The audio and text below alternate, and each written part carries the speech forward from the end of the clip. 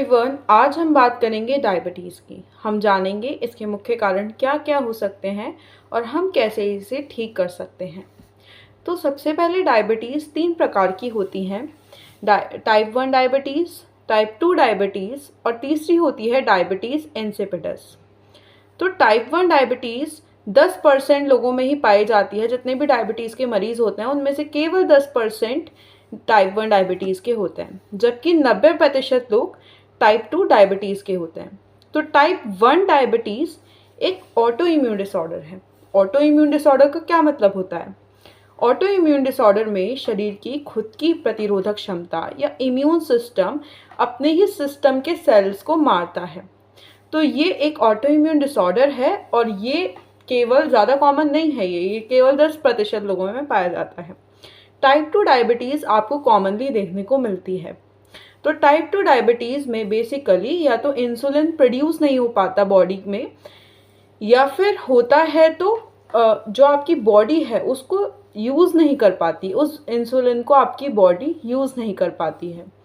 फिर तीसरी होती है डायबिटीज़ इंसिपिडस, जहाँ पर बहुत ज़्यादा यूरिन आता है पर उस यूरिन में ग्लूकोज नहीं होता, मीन्स वो मीठा या सॉल्टी नहीं होता, वो फ्लैट यूरिन होता है, बहुत ज़्यादा आता है। अब हम देखते हैं कि डायबिटीज़ आपकी बॉडी को कैसे नुकसान पहुंचाती है। देखिए, डायबिटीज़ में आप क्या देखते हो कि आपका इंसुलिन प्रोड्यूस नहीं हो पा रहा है या फिर बॉडी यूज़ नहीं कर पा रही है।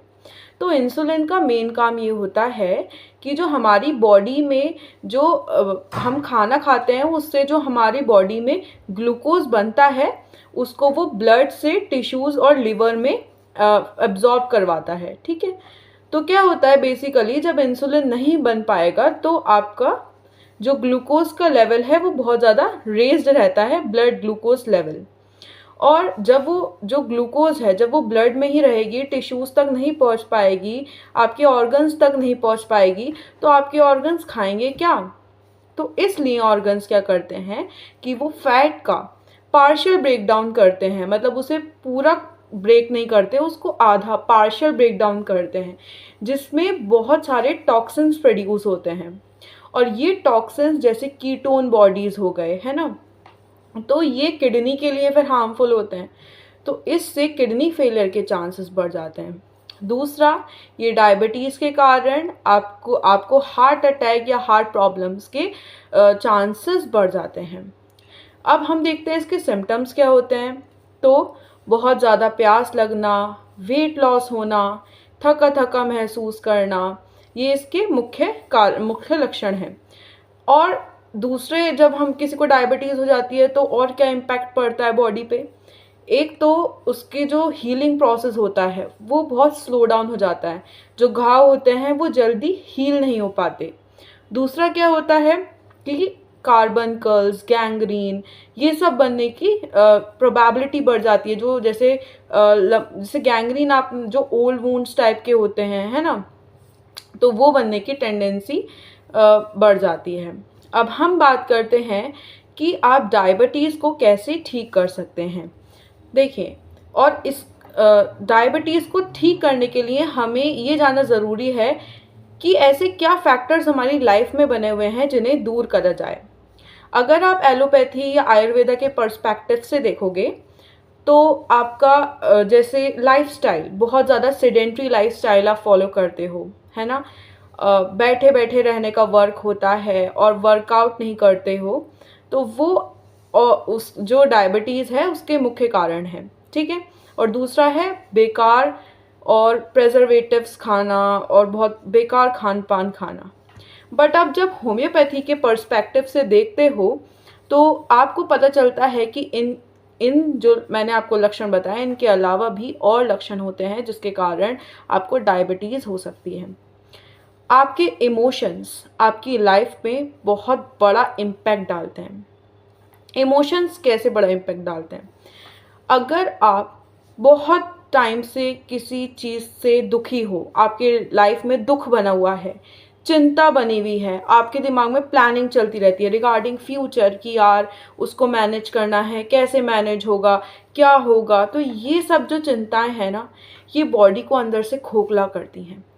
एक रूब्रिक आता है होम्योपैथी में ग्रीफ अंडरमाइनिंग द कॉन्स्टिट्यूशन, मतलब ऐसा दुख जो आपको अंदर ही अंदर खोखला कर रहा है।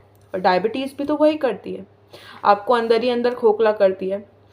तो आपके लिए अगर आपको इसको ठीक करना है, देखिए आप एलोपैथी दवाइयाँ खाते रहिए या आप इंसुलिन लेते रहिए तो ये मैनेज्ड रहेगी, ये ठीक नहीं हो पाएगी। दवाई खाना छोड़ दोगे वही फिर वापस आ जाएगा। आयुर्वेदा लोगे, जब तक आप हेल्दी स्टाइल फॉलो कर रहे हो तब तक आपकी दिक्कत सही रहेगी, बट जैसे ही आप वो चीज़ छोड़ोगे फिर से दिक्कत वापस आ जाएगी। अब इसको कैसे ठीक करा जाए? तो आपको सबसे पहले तो कुछ हैबिट्स, ठीक है, बहुत ज़्यादा टफ भी नहीं है वो हैबिट्स कि आपको बहुत जिम करना है, बस आपको थोड़ी बहुत चीज़ें फॉलो करनी है। आप तो एक तो आपको अध्यात्म से जुड़ना है, स्पिरिचुअलिटी, मेडिटेशन करना है।